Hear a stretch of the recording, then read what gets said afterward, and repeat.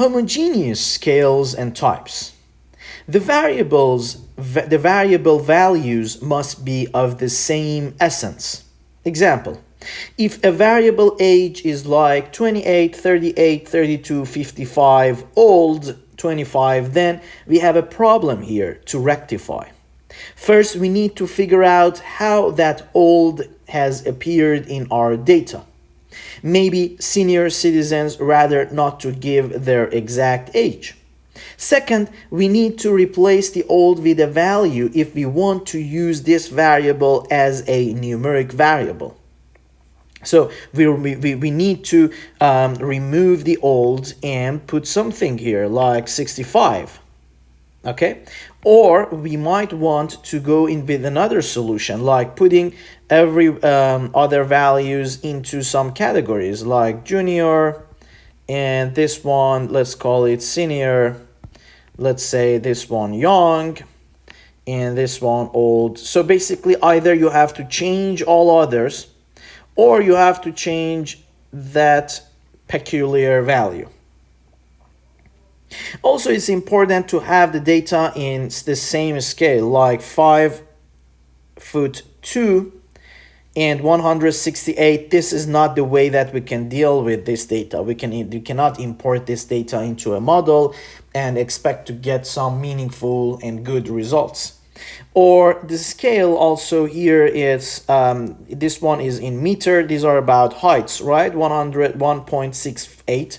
This one is in centimeter. So they must be in the same scale, okay, in the same type.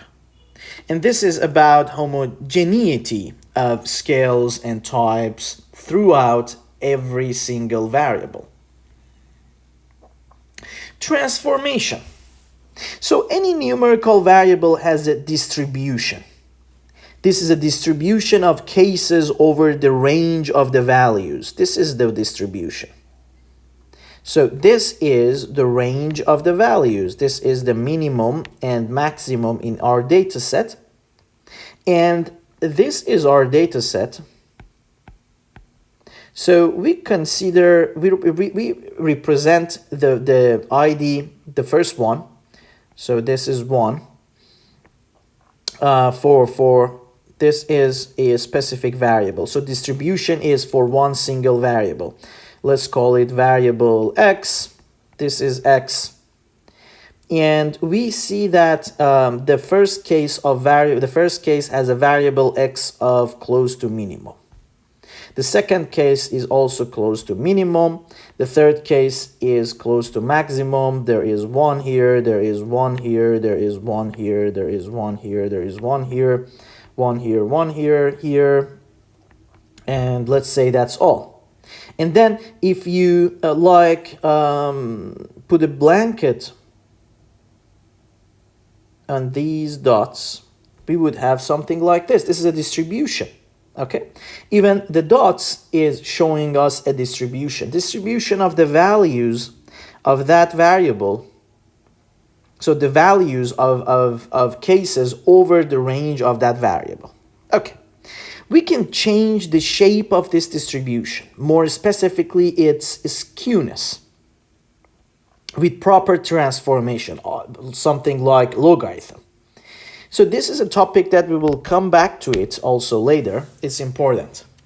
And there are some mathematical functions that if we feed x to them, so instead of x, we can have logarithm of x. Let's call it Lx.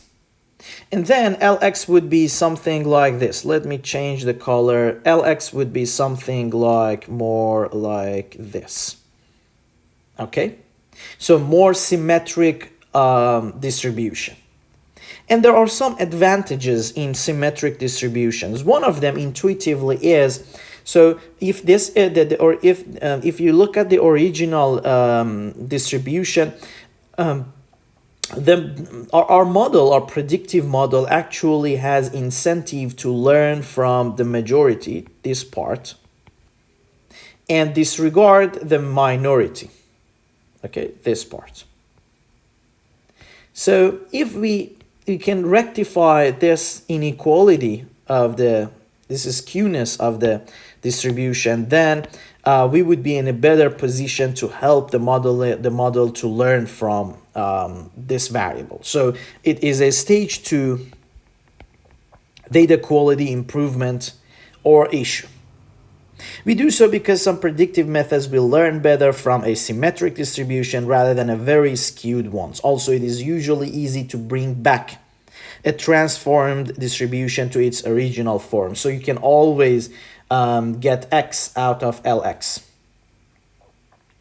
Sometimes we do so in visualizations because a log variable can serve our purpose, let's say, change over time better.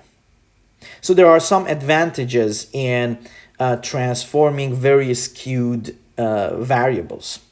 It improves the quality of our data, especially for predictive modeling. Reclassification. Let me change the color.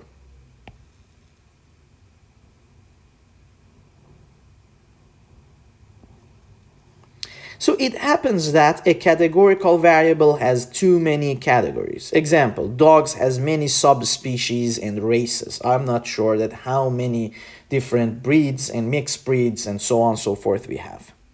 It also happens that these categories are not equally populated. So some dogs like Labradors, they are very common, and some dogs are very rare. And this is in all the population, but in our data set, it might happen that this is the case, that some of the categories, if this is the bar plot of those categories, this color is very similar to the previous one. Okay. So if we have, let's say, category A, category B, and category C, it is like this. So actually, we don't have that much of C, we have lots and lots of A. This is one case. The other case that I'm pointing to is when we have A, B, C, and 2 Z, A, 2, and more. Many categories. Okay, so in this many categories, let's think about this data set that we have one column for cities, and this data set is for prediction of house prices in United States. So if you want to work with all the cities, there are too many categories. It's difficult to work with.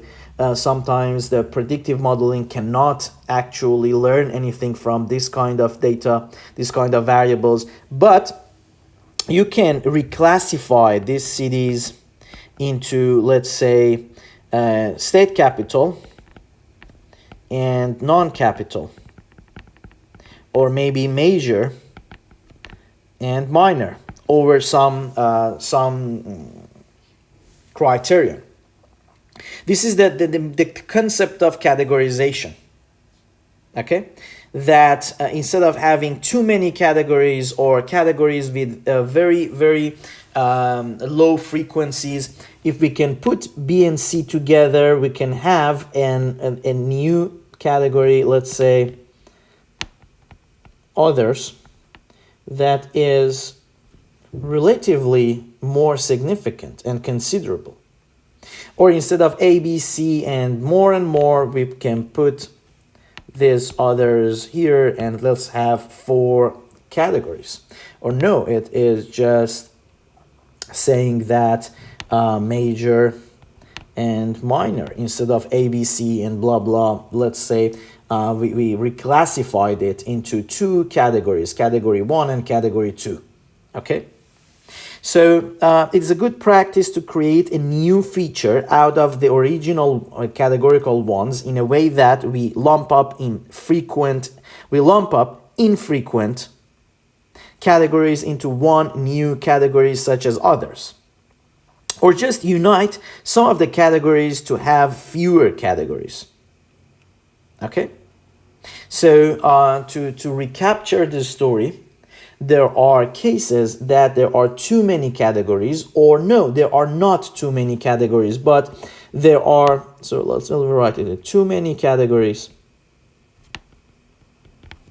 Or no, it's not too many categories, but we have a few categories, but some of them are very infrequent. In both cases, they might cause some problems for the modeling model to learn from these variables. And we can reclassify them. We can lump up some of these categories into one. Okay? And like all infrequent ones, let's put them into a category named others. And then we have a more significant category. Since too many categories might be confusing for the predictive methods and difficult to visualize such variables, we do what we called reclassification. And sometimes it is very helpful to do reclassification for predictive models.